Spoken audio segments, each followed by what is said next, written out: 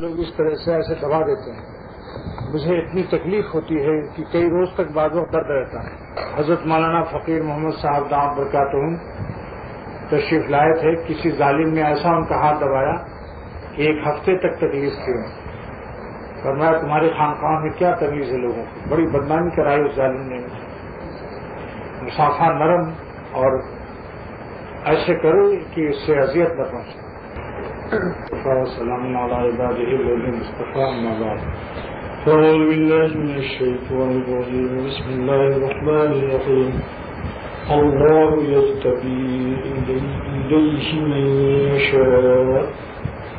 اللہ سبحانہ وتعالیٰ فرماتے ہیں کہ میں جس کو چاہتا ہوں اپنی طرف جذب کر لیتا ہوں، یعنی اپنی طرف کھینچ لیتا ہوں.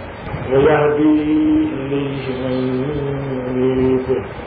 اور جس کو جو ہدایت اس کو بھی اللہ تعالیٰ ہدایت فرماتے ہیں جو اللہ تعالیٰ کی طرف چلنے میں کوشش کرتا ہے اور ہدایت کو تلاش کرتا ہے. یہ پیر کا استعمال اسی لیے مقرر فرمایا تھا حضرت مولانا شاہ الحق صاحب دامت برکاتہم نے، جس میں سب سے یہ مسئلہ شادی بیاہ کے لیے آج مشکل ہے. ایسا معاشرہ خراب ہو رہا ہے کہ ابھی آپ نے سنا کہ دعوت ولیمہ میں آپ نے مختصر سے مختصر ولیمہ فرمایا. آخری جو سب سے بڑا ولیمہ حضور صلی اللہ علیہ وسلم کا تھا وہ ایک بکری کا تھا، ورنہ کھجور اور آٹا ملا کر اس کا ملیدہ بھی کوئی نمکین چیز نہیں تھی. ولیمہ کا نمکین ہونا ضروری نہیں ہے کہ شادی بیاہ میں خرچ کم کیجیے تاکہ غریبوں کی مدد ہو سکے اور ہر شخص شادی بیاہ میں مقروض نہ ہو، سودی قرضہ نہ لے اور ذلیل و خوار نہ ہو، زیادہ بوجھ محسوس نہ کرے.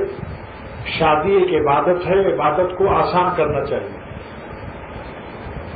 سید الانبیاء صلی اللہ تعالی وسلم نے ارشاد فرمایا اعظم النکاح برکتن، اعظم النکاح برکتن ایسرہ مونا. سب سے برکت والا وہ نکاح ہے جس میں کم خرچ ہو.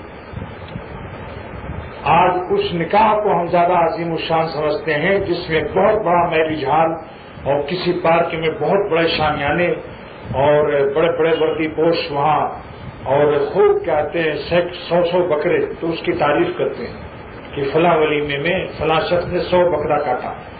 اس تفاخر میں جن کے پاس مالی کمزوریاں اور ان کے اولاد زیادہ ہے، آج ان کو غم میں مبتلا کیا جا رہا ہے. برادری کی خوف کو دل سے نکال دیجیے. عزت اس کی ہے جس سے اللہ اور رسول راضی ہوں صلی اللہ تعالی وسلم. جب تک آپ مخلوق کا خوف نہیں نکالیں گے اللہ والے نہیں بن سکتے. آپ جس برادری سے ڈرتے ہیں بہتر سے بہتر دعوت ولیمہ کرنے کے بعد بھی وہ برادری آپ کی ناک کاٹنے میں اتنی ہی سرگرم رہے گی جتنا کہ آپ ان کی خیال نہ کریں اور مختصر سنت کے مطابق ولیمہ اور شادی بیاہ کر لیں تو لوگ کہتے ہیں صاحب برادری میں ناک کٹ جائے گی. ناک کبھی بھی آپ کی نہیں بچے گی. اگر بہت شاندار آپ نے دعوت کر دیا تو بھی کھا کھا کے لوگ کہیں گے صاحب بکرا بڈھا تھا، گوشت اتنا چیمڑ تھا کہ دانت ہل گئے. کوئی کہے گا نمک بہت تیز تھا، کوئی کہے گا اتنا زیادہ گھی ڈال دیا کہ دست بدست جنگ چھڑ گئی میدے میں. فوجیوں کو معلوم ہے دست بدست جنگ. کہتے صاحب دست چالو ہو گئے، یعنی لیکوئڈ موشن شروع ہو گیا، موشن لوز موشن. بلکہ ایک دعوت بمبئی میں ہوئی تو ایک صاحب کو بار بار زیادہ کھا گئے تو جلدی جلدی لوٹا لے کے دوڑنے لگے. میں نے ایک تازہ شعر سنایا اپنا ان کو. دست بدست جنگ کا عالم، دست بدست جنگ کا عالم، کیا غضب کا جمال گوٹا تھا. اس لیے کہ ہمارے دوست تھے ڈاکٹر اشتیاق صاحب، الہ آباد میڈیکل کالج میں پڑھتے تھے. ان کی اماں نے ان کو ناشتہ دے دیا. دیہات سے آئے تھے کالج میں الہ آباد، اور بہت 1 مہینے کا ناشتہ گھی آٹا خوب اس کو بس کالج کے لڑکے جو ہیں میں ان کی شکایت کیا کروں؟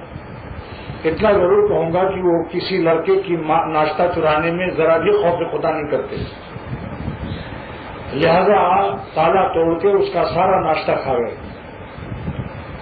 اب ڈاکٹر صاحب نے جب صبح اپنا بکسا کھولا تو تالا ٹوٹا ہوا تھا، اور اماں کی پکائی چیز میں بچوں کو ذرا مزہ بھی زیادہ آتا، بڑے شوق میں سوچا کہ ناشتہ آج اپنی والدہ کا پکایا ہوا، دیکھا تو بالکل ناشتہ غائب۔ سمجھ گئے کہ کالج کے لڑکوں نے تالا توڑ کر کے سب کھا لیا۔ تو آخر تو ڈاکٹر تھا، میڈیکل کالج کا آخری سال تھا، ڈاکٹری کے قریب، اس نے کہا میں ان سے انتقام لوں گا، ان کالج کے لڑکوں سے بدلہ لوں گا، لہذا گلاب جامن عبد القادر حلوائی کے یہاں سے لے آئے۔ الہ آباد کے لوگ بیٹھے ہیں یہاں، عبد القادر حلوائی مشہور ہے وہاں، الہ آباد یو پی کا بڑا شہر ہے۔ ہر گلاب جامن میں اس نے انجیکشن سے ایک ایک قطرہ جمال گوٹا ڈال دیا، اور گلاب جامن میں ایک قطرہ انجیکشن سے جو قطرہ جمال گوٹے کا ڈالا، انجیکشن نکالنے کے بعد گلاب جامن کا میٹیریل اس کی ساخت ایسی ہوتی ہے کہ سوئی نکلنے کے بعد اس میں کوئی نشانات نہیں ہوتے کہ راز آؤٹ ہو جائے، لہذا خستہ ان کے منہ کو لگ چکا تھا، اس کا نام خستہ ہے نا، آٹا گھی اور شکر سے خستہ کہا جاتا ہے اس کو، لہذا خستہ منہ کو لگ چکا تھا۔ فوراً پھر انہوں نے تالا توڑا اور جلدی جلدی ایک ایک گلاب جامن کھا لیا۔ ایک قطرہ جمال گوٹے سے کم 50 دست آتے ہیں، لہذا سارے کالج کے لڑکے 50 دفعے ان کو مسٹر ہیک بننا پڑا۔ لیٹرین سے واپس آتے ہوئے لوٹا رکھنا چاہتے تھے زمین پر، لیکن لوٹا زمین سے ٹچ نہیں ہوتا تھا کہ دوبارہ لگ جاتا تھا پیخانہ۔ مروڑے غضب کے آ رہے تھے۔ اس غضب کے مروڑے پر بھی ایک قصہ یاد آیا۔ ایک مولوی صاحب نے تقریر کی کہ اللہ کے راستے میں جو 1 روپیہ خرچ کرتا ہے اس کو 10 ملتے ہیں، فلہو اجرو فلہو عشر امثالہ، 1 پر 10 کا وعدہ ہے۔ تو ایک بخیل کنجوس تھا، اس کے پاس 10 اشرفیاں تھیں، اس نے سوچا کہ 10 اشرفی کسی طالب علم کو، کسی مسکین کو دے دو، یہ میرا 100 اشرفی ہو جائے گا۔ جلدی سے مولوی صاحب کا بات سن کر وہ 10 اشرفی دے دیا، تقسیم کر دیا مولوی صاحب کو، طالب علم کو، مؤذن کو، امام کی خدمت کر دیا۔ اب انتظار کر رہا ہے کہ وہ 10 اشرفی کے بدلے میں اس کو 100 اشرفی مل جائے، 10 کا ہمہ 100، 1 کے 10۔ 1 دن انتظار کیا، 2 دن انتظار کیا، 3 دن تک جب 10 تو چلے گئے، 1 اشرفی بھی نہ آئی تو اس کے 10 آنے لگے، اور بار بار اس کو پیچش، زیادہ شدید غم میں بھی پیچش ہو جاتی ہے، جس کو بنگلہ دیش والے اماشے کہتے ہیں، اماشے ہے نا۔ تو لہذا لوٹا لے کے دوڑنے لگا، 10 لگے غم سے، یہ 10 بھی گیا اور کچھ بھی نہ ملا، کہاں 100 تو کیا، وہ 10 اصل پونجی بھی غائب۔ لہذا دیہاتیوں کی عادت ہوتی ہے کہ جب وہ کسی پہاڑ یا کسی اونچی جگہ پیخانہ پھرتے ہیں تو آگے کوئی پتھر سے ایسے ایسے کچھ کھودتے رہتے ہیں، کیونکہ مشغول رہنا چاہیے انسان کو۔ ان کو یہ سبق بہت یاد رہتا ہے کہ اپنے کو مشغول رکھو، لہذا وہ 2 طرح سے مشغول رہتے ہیں اس وقت، ایکسپورٹ کے معاملے میں بھی اور ہاتھ سے بھی کچھ مشغول رہتے ہیں۔ خدا کی دین کہ 100 اشرفی کسی نے وہاں دفن کیا تھا 100 برس پہلے، بارش سے زمین کٹ گئی تھی، 1 انچ رہ گئی تھی، جب اس نے ایسے ایسے کیا تو پیلا پیلا نظر آیا، تو اس نے اور زیادہ طاقت لگائی تو 100 اشرفی گن لیا اس نے، بس مارے خوشی کے استنجا بھی نہیں کیا، بغیر استنجا دوڑا مولوی صاحب کو تلاش کرنے کے لیے۔ مولوی صاحب اس گاؤں سے دوسرے گاؤں میں چلے گئے تھے واز کرنے، 2 میل 3 میل دوسرے گاؤں بھاگا گیا بغیر استنجا کیے ہوئے، اور مولوی صاحب کو درمیان آواز میں اس نے زور سے چلا کر کہا، مولوی صاحب میری ایک بات سن لو پھر بات بیان کرو۔ تو سب گھبرا گئی، کیا معاملہ ہے، ایسا روک رہا مجھے؟ ان کا آپ کو واز کہنے کا پورا سلیقہ نہیں ملا، ابھی نامکمل واز کہتے ہو۔ جب یہ بیان کیا کرو کہ 1 پر 10 ملتے ہیں تو یہ بھی بیان کیا کرو مگر مروڑے بھی غضب کے آتے ہیں. تو کیا بات چل رہی تھی میرے؟ تو ڈاکٹر اشتیاق صاحب نے جب وہ 10 پر 10 جنگ شروع ہو گئی کالج میں تو ایس پی کو فون کیا پرنسپل نے. ایس پی نے ہیلتھ آفیسر کو فون کیا کہ میرے کالج میں کالرا پھیل گیا ہے حیضہ. اب جناب کالرا کی دوائیں چھڑکی جا رہی ہیں, انجیکشن لگ رہے ہیں کالرا کے, اور ڈاکٹر اشتیاق خوب دل ہی دن میں آتے ہیں اور کھاؤ گلاب جامن اب کالرا لے آؤ. یہ واقعہ خود انہوں نے مجھ سے بیان کیا. ڈاکٹر اشتیاق پھولپور میں تھے اعظم گڑھ میں, وہاں ہاسپٹل میں انہوں نے اپنا کالج کے زمانے کا قصہ مجھے سنایا. تو ایسے ہی شیطان جو ہے وہ گناہوں کے گلاب جامن میں اللہ کے غضب اور قہر اور نافرمانی کا جمال گوٹا رکھ دیتا ہے. گناہ اوپر سے بہت مزیدار معلوم ہوتا ہے, لیکن گناہ کر لینے کے بعد جب اس کے دل کی بے چینی پریشانی اللہ کے غضب اور قہر کا نزول ہوتا ہے تو اس کی حیات اتنی تلخ ہو جاتی ہے. کتنے خودکشی کر لیتے ہیں, کتنے لوگوں نے گلے میں پھندا لگا لیا, کتنے پاگل ہو گئے گناہ کرتے کرتے. اللہ تعالیٰ ہم سب کو پناہ میں رکھے اس بات سے کہ گناہوں کے گلاب جامن کو سمجھ لو کہ شیطان نے اس میں جمال گوٹا اللہ کے غضب کا ڈالا ہوا ہے. خیر, تو خلاصہ یہی تھا کہ دوستو چند باتیں جو یہاں آتے ہیں مجھ سے تعلق رکھتے ہیں, اپنے گھر سے خاندان سے اور گناہوں کو منکرات کو رسومات کو مٹانے کی کوشش کی. اس اجتماع کا مقصد صرف یہی, ہم سب عہد کر لیں چند باتوں کا. جب ہم شادی بیاہ کریں تو ایک تم میرج ہال کا بائیکاٹ کیجیے. میرج ہال کو میں شادی مت کرو. اپنے گھر میں جتنے آدمی آ سکیں زیادہ سے زیادہ سڑک پر شامیانہ لگا لو. ہلکے خرچے میں 100 200 500 میں چھوٹ جاؤ گے, ورنہ 10,000 کا بل آئے گا اس میں. نمبر 2, کھانا ولیمہ بھی جو سنت ہے اس میں بس ایک بکرا 10 20 50 آدمی کو بلا لو جو خاص ہوں. ایک مدینے پاک میں ایک صحابی نے شادی کی اور حضور صلی اللہ علیہ وسلم کو اس میں شریک نہیں کیا. آپ نے فرمایا جب پیلا پیلا نشان اس کے کپڑے پر تو فرمایا اپنے صحابی سے کہ کیا تم نے شادی کی؟ اور مسکرا کے کہا ہاں یا رسول اللہ صلی اللہ علیہ وسلم میں نے شادی کی. لیکن حضور صلی اللہ علیہ وسلم نے یہ شکایت نہیں فرمائی تم نے مجھے کیوں نہیں بلایا. وہ برادری والا اس قابل اگر شکایت کرتا ہے آپ نے ہمیں کیوں نہیں بلایا تو ان سے کہہ دو تم رسول اللہ صلی اللہ علیہ وسلم سے بڑے نہیں ہو. کیونکہ انسان اگر 1000 بلائے گا تو کیسے 4 بچے 10 بچے ہیں کہاں تک خبر کھلائے گا. آج سارا معاشرہ مسلمانوں کا مقروض و پریشان ہے محض اسی وجہ سے کہ جو چیز نہایت آسان تھی اس کو آج امت نے مشکل کر دیا تفاخر اور ناک کو اونچا رکھنے کی. مگر نیند اس ناک کی اونچائی سے راتوں کو نیند حرام ہے. قرضہ سودی لیا ہوا ہے, اور اگر سودی کسی سے بغیر سودی بھی لیا ہے تو چین نہیں. رات کو نیند حرام اور صبح وہ قرضہ والا جو ذلیل کرتا ہے. اس لیے آپ ہم سب مل کر یہ عہد کریں, ورنہ یہاں آنے سے کوئی خاص فائدہ نہیں. اس کان سے سنا اس کان سے نکال دیں. نمبر 1 کی شادی بیاہ میرج ہال کو بائیکاٹ کرو. نمبر 2 ولیمہ مختصر کرو, پورا خاندان آنا ضروری نہیں. 40-50 سے زیادہ مت بلاؤ لوگوں. اگر بیٹی ہے تو بیٹی والے کو تو بالکل نہیں کھلانا چاہیے. بیٹی والے کے لیے تو ولیمہ سنت ہے ہی نہیں. اگر مجبور کرتے ہیں لڑکے والے تو ان سے کہہ دو بھائی ایسا وقت نکالو کہ وہ مجبور ہی نہ کریں. اس کی ترکیب بتاتا ہوں. مسجد میں نکاح کر دو عصر کے بعد. عصر کے بعد نکاح ہو گیا, ایک پیالی چائے, اور اگر گرمی کا موسم ہے تو 1 گلاس لسی, ورنہ 1 مرنڈا, اور اس کے بعد مغرب بعد فوراً رخصت کر دو. بس نہ عشاء کا وقت ہوگا نہ عشائیہ ملے گا. عشاء کا وقت آنے ہی نہ دو کہ عشائیہ کا معاملہ ہوگا. عشائیہ ہوگا. جو کہہ رہا ہوں اس پر عمل کیا ہے.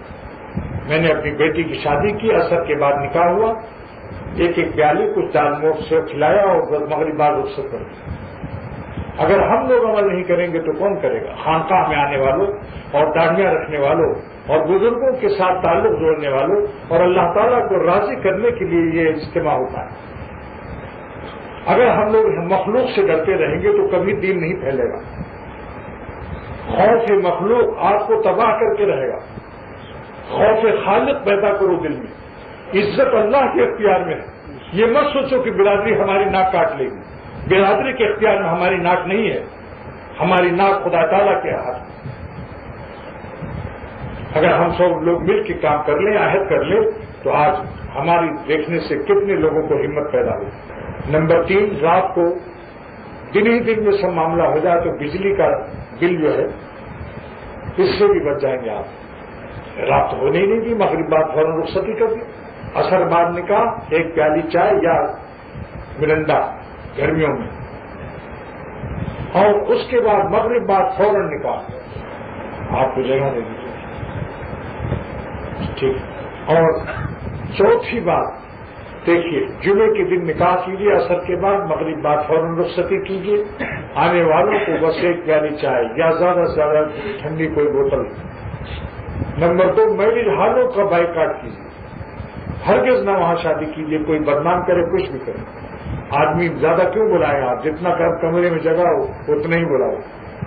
ہمیں کسی حدیث میں دکھاؤ کہ اتنے آدمی زیادہ ہونے چاہیے. سب سے بڑا ولیمہ جو ابھی سن لیا آپ نے حضور صلی اللہ علیہ وسلم کا, ایک بکری کا ہوا. آپ بھی ایک بکری ذبح کر لیجیے.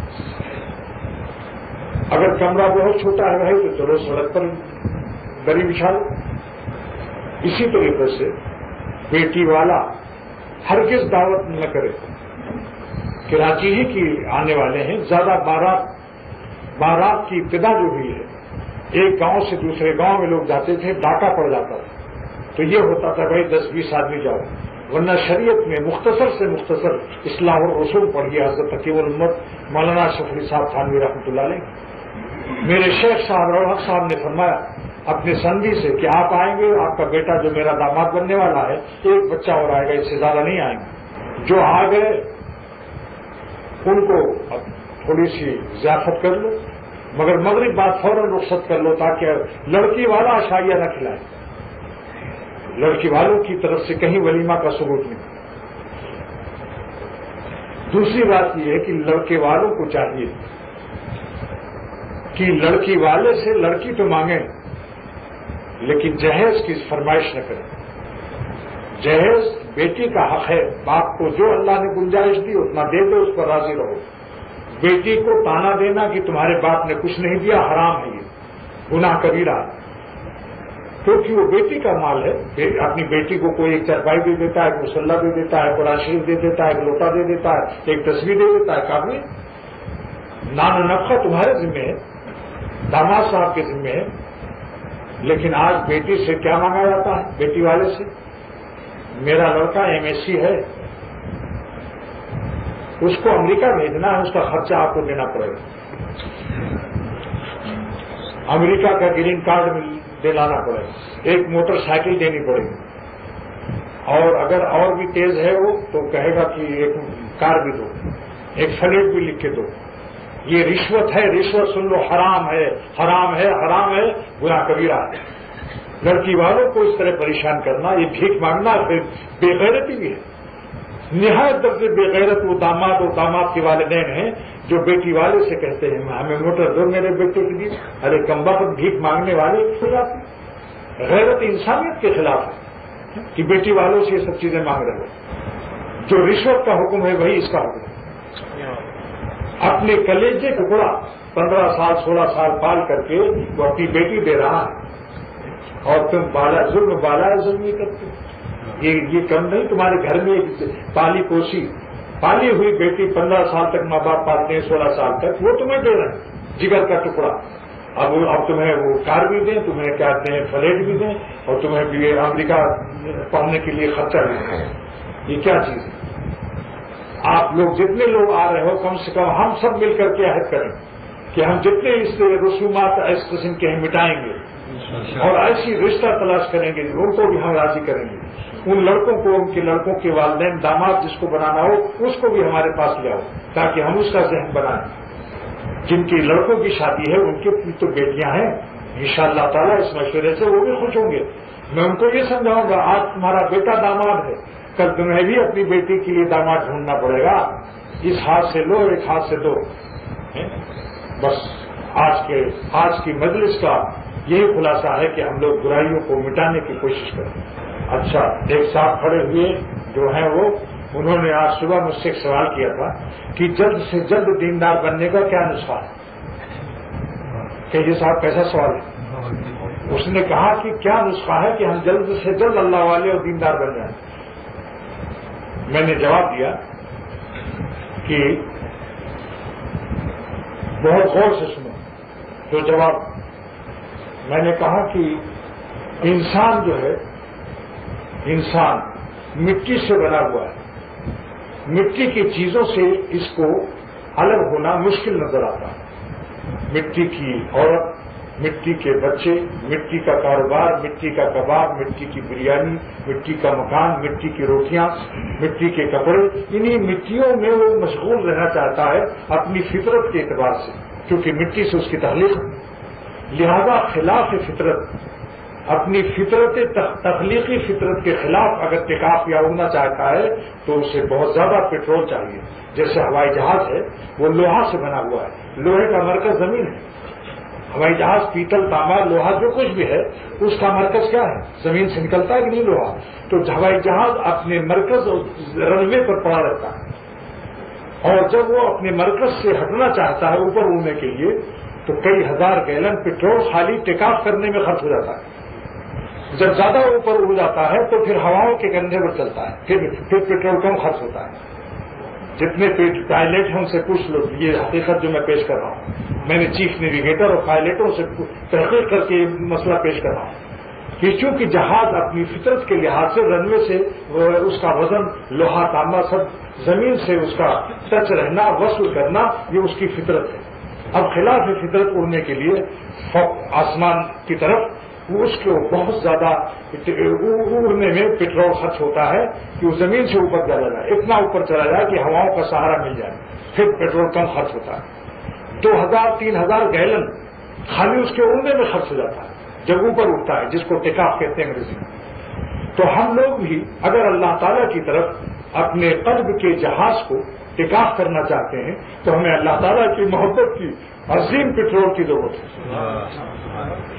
ورنہ ہمیں یہی دنیا اپنے اندر مشغول رکھے گی اور ہمارے قلب کا جہاز اللہ کی طرف نہیں اڑ سکے گا۔ یہ میں نے جواب دیا اس کو۔ اس نے کہا کہ سچ کہتا ہوں ایسی مثال شاید دنیا میں مل سکے گی، شاید۔ جس طرح سے جہاز کو ٹیکاف کرنے کے لیے کئی ہزار گیلن پیٹرول چاہیے اپنے مرکز سے الگ ہونے کے لیے، ہمارا قلب، ہم تخلیق ہیں زمین کے اجزاء سے، تو زمین چھوڑنے کے لیے، اللہ کی طرف اڑنے کے لیے ہمیں بھی اللہ تعالیٰ کی محبت کا زبردست پیٹرول چاہیے۔ اور جس دن اسی لیے اللہ تعالیٰ فرماتے ہیں کہ والذین آمنوا اشد حبا للہ، اے ایمان والو، مومن کامل کی شان یہ ہے کہ ان کی محبت میری ان کے دل میں شدید کافی نہیں ہے، شدید تو تمہیں بیوی بچوں سے بھی ہے، ہماری اشد ہو جائے گی جب، یعنی کچھ ڈگری ہے تمہاری بیوی بچوں سے، کاروبار سے، اور تمہارے اپنی جان سے، سارے عالم کی، سارے کائنات سے کی محبتوں سے، جب میری محبت تمہارے پر اشد ہو جائے گی، پھر تمہیں میری اطاعت و فرما برداری میں اور میری طرف ٹکاف کرنے میں، اڑنے میں کوئی چیز مانے نہیں ہو سکتی۔ جگر شاعر مراد آبادی آل انڈیا شاعر کہتا ہے، میرا کمال عشق بس اتنا ہے اے جگر، میرا کمال عشق بس اتنا ہے اے جگر، وہ مجھ پہ چھا گئے، میں زمانے پہ چھا گیا۔ آج معاشرہ چلاتے ہو، یہ سب محبت کی کمی، یہ روباہیت، لومڑیت جو ہے اسی وجہ سے کہ محبت نہیں، کم ہے ہمارے اندر۔ اشد اللہ پاک نے محبت کی جو مقدار ہمارے لیے مقرر کی، اشد کی ہے۔ اس کے بعد سرور عالم صلی اللہ علیہ وسلم نے اس آیت کی تفسیر فرما دی کہ محبت اشد کب ہوتی ہے؟ جب تمہارے دل میں اللہ پاک کی محبت اپنی جان سے زیادہ، اہل عیال سے زیادہ، شدید پیاس میں ٹھنڈے پانی سے زیادہ پیدا ہو جائے۔ آپ نے سوال کیا، اے اللہ ہم آپ سے آپ کی محبت مانگتے ہیں کتنی؟ اللہ الحب کا حب الیہ من نفسی واہلی ومن الماء البارد، بخاری شریف کی روایت۔ سرور عالم صلی اللہ علیہ وسلم اللہ کی محبت کی ڈگریاں اور مقدار بیان فرماتے ہیں کہ اے خدا اپنی محبت ہم سب کے اندر اتنی پیدا کر دے کہ ہم اپنی جان سے زیادہ آپ کو محبت کریں، اہل عیال سے زیادہ، اور ٹھنڈے پانی میں، شدید پیاس میں، جو رگ رگ میں جان آتی ہے، پانی ٹھنڈا، آپ کا نام لے کر ہمارے رگ رگ میں بے شمار زندگی میں زندگی داخل ہو جائے۔ وہ لمحے حیات جو تجھ پر فدا ہوا اس حاصل حیات پر اختر فدا ہوا، وہ لمحہ حیات جو تجھ پر فدا ہوا اس حاصل حیات پر اختر فدا ہوا۔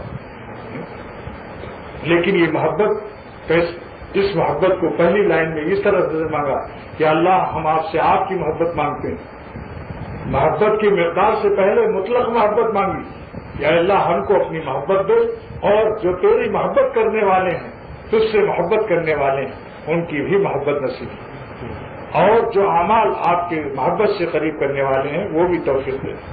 زیادہ میں نے صبح اس مسائل کو میں نے بتایا کہ محبت کا پیٹرول جب آ جائے گا پھر ہمارا قلب کا جہاز اللہ کی طرف سارے ماسو اللہ سے ٹکاف کر جائے گا، اور ہم سارے عالم پر چھا جائیں گے۔ جہاں جاتے ہیں ہم تیرا فسانہ چھیڑ دیتے ہیں، جہاں جاتے ہیں ہم تیرا فسانہ چھیڑ دیتے ہیں، کوئی محفل ہو تیرا رنگ محفل دیکھ لیتے ہیں۔ سارا جہاں خلاف ہو پرواہ نہ چاہیے، سارا جہاں خلاف ہو پرواہ نہ چاہیے، اور پیش نظر تو مرضی جانانا چاہیے، پیش نظر تو مرضی جانانا چاہیے۔ پھر اس نظر سے سوچ کر تو کر یہ فیصلہ کیا کیا تو کرنا چاہیے، کیا کیا نہ چاہیے۔ تو میں نے ان سے کہا کہ بھائی آپ جلد دیندار اگر بننا چاہتے ہیں تو آپ اپنے قلب کی، جیسے ہوائی جہاز پیٹرول لیتا ہے تو اپنی ٹنکی کا ڈھکن کھولتا ہے۔ جب اللہ والوں کے پاس جاؤ یا ان کے غلاموں خادموں کے پاس تو اپنے دل کا ڈھکن کھولو۔ ایسا نہیں کہ پاس بیٹھے ہیں اور خیالات اپنے گھر کے ادھر ادھر، دل حاضر نہیں، دل میں اور کان میں پہلے رابطہ کیجیے، اور دل کا ڈھکن کھولیے اور کان کو بھی ذرا غور سے سنیے تاکہ صحیح جگہ جائے انشاءاللہ تعالیٰ۔ اس کی اللہ تعالیٰ کی محبت کے پیٹرول پمپ کون ہے؟ اہل اللہ کے سینے۔ اگر اختر نے شاہ عبد الغنی صاحب رحمۃ اللہ علیہ کو 3 بجے رات کو روتے ہوئے آہو نالہ کرتے نہ دیکھتا تو آج میرا بھی دل آپ کو یہ درد بھرا مضمون بیان نہیں کر سکتا۔ میرے شیخ تہجد کو 2 رکعت الگ الگ پڑھتے تھے، آنسو کو جگہ جگہ چھوڑ کر تبدیل کرتے تھے جگہ کو۔ شاعر کہتا ہے آنسو گرا رہا ہوں جگہ چھوڑ کے تاکہ گواہوں کی تعداد بڑھ جائے، سجدگاہ اتر کر دی، دور تک آواز رونے کی جاتی۔ حکیم الامت فرماتے ہیں کہ ہمارا شیخ خواجہ امداد اللہ مہاجر مکی بیت اللہ میں اتنا روتے تھے راتوں کو کہ ہم سے وال سننے سے ہمارے دل تڑپتے تھے۔ آج ہمارا کیا حال ہے؟ روتی ہے خلق میری خرابی کو دیکھ کر، روتی ہے خلق میری خرابی کو دیکھ کر، روتا ہوں میں کہ ہائے میری چشم تر نہیں۔ آج ہمیں اپنی بربادی کا احساس نہیں، اس لیے میں عرض کرتا ہوں بس میرا مضمون ختم ہو گیا آج کا مضمون۔ یہی سوال میں نے ان سے کہا تھا ہمیں یاد دلا دینا، اس نے کھڑے ہو کے بیچارے نواز یاد دلایا کہ جلد دیندار بننے کا نسخہ یہ کہ اپنے جہاز کو ٹیک آف کرنے کے لیے محبت کا پیٹرول حاصل کرو، ہوائی جہاز کی طرح سے۔ انشاءاللہ جب ایک دفعہ اڑ جائے گا پھر ہواؤں کے کندھے پہ چلے گا، پھر سارا معاشرہ ہم سے پیٹرول لے گا۔ بہت سے ایسے جہاز بھی ہیں کہ جہاز چلتے ہوئے رن وے پر اترنے کی روک نہیں، چلتے چلتے دوسرے جہاز سے پیٹرول لے لیتے ہیں۔ وہ جہاز آگے ہے پیٹرول دینے والا، وہ اپنا پائپ لگائے ہوئے اور پیچھے والا چل بھی رہا ہے اور اپنی ٹنکی کا ڈھکن کھولے ہوئے پیٹرول بھی لے رہا ہے۔ کسی اللہ والے کے ساتھ پیچھے پیچھے اڑتے رہو اور اس سے پیٹرول کی اپنی ٹنکی میں بھرواتے رہو۔ وحسن اولئک رفیقا، اللہ تعالیٰ فرماتے ہیں کہ نبیین، صدیقین، شہداء و صالحین منعم علیہم، جن پر ہم نے انعام نازل کیا، ان اللہ والوں کے ساتھ حسن اولئک رفیقا، ان کو اپنا رفیق و ساتھی بنا لو۔ تنہا نہ چل سکو گے محبت کی راہ میں، تنہا نہ چل سکو گے محبت کی راہ میں چل رہا ہوں، آپ میرے ساتھ آئیے۔ وآخر دعوانا الحمدللہ رب العالمین۔ اللہ تعالیٰ عمل کی توفیق عطا فرمائے، میرا درد محبت اللہ قبول فرمائے اور میرے دل میں بھی راسخ فرمائے اور آپ کے دل میں بھی اس کو اتار دے اور ہم سب کو اللہ والا بنا دے، ہمارے جہاز کو اللہ پہ کام کرنے کے لیے، تعلقات غیر اللہ سے چھڑانے کے لیے اپنی محبت کو ہم پر غالب فرما دے۔ وآخر دعوانا